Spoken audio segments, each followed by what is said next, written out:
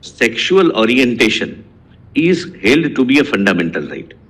Someone is attracted, a man is attracted to man, that is considered to be his privacy issue, and he can enter into that kind of a sexual activity the way he thinks he gets the maximum satisfaction. That's my lord, broadly. My wordings may not be accurate or my lord may be proper also.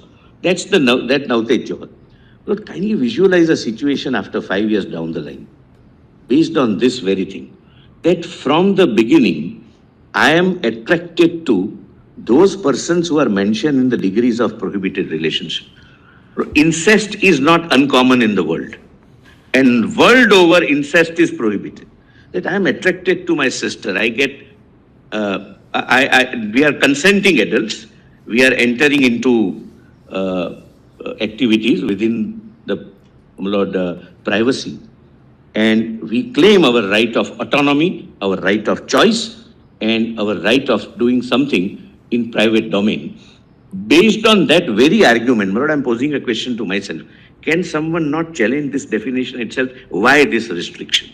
Who are you to decide with whom I have my sexual orientation? It may be, my lord, a little far-fetched. That would be far-fetched. Lord, we used to obviously treat, reasonable restriction. You can't have. we used to treat even this as far-fetched. But, Mr. Solicitor, sexual orientation or your autonomy as an individual can never be exercised. All aspects of marriage, including the entry into marriage, the prohibited relationships, the grounds on which marriage can be dissolved, these are all subject to regulation by law.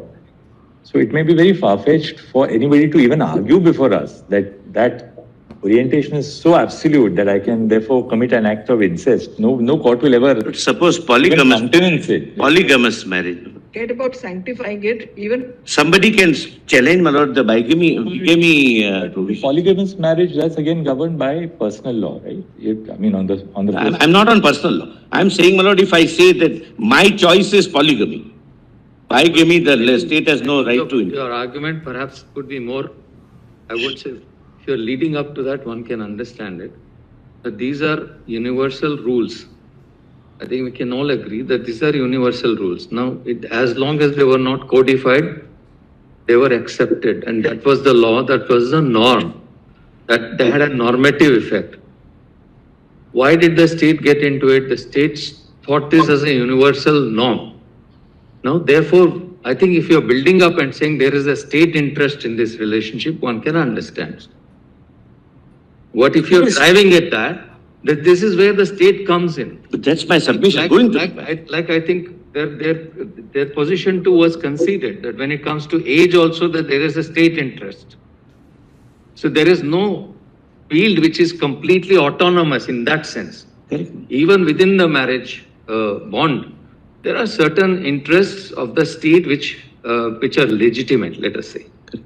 That is, in the second limb of my submission is going to be that state has no business to regulate social personal relationships. It is only in exceptional cases where the state... That would be also very an extreme statement of law. If they have made that statement... I'm saying something else, I'll just complete that.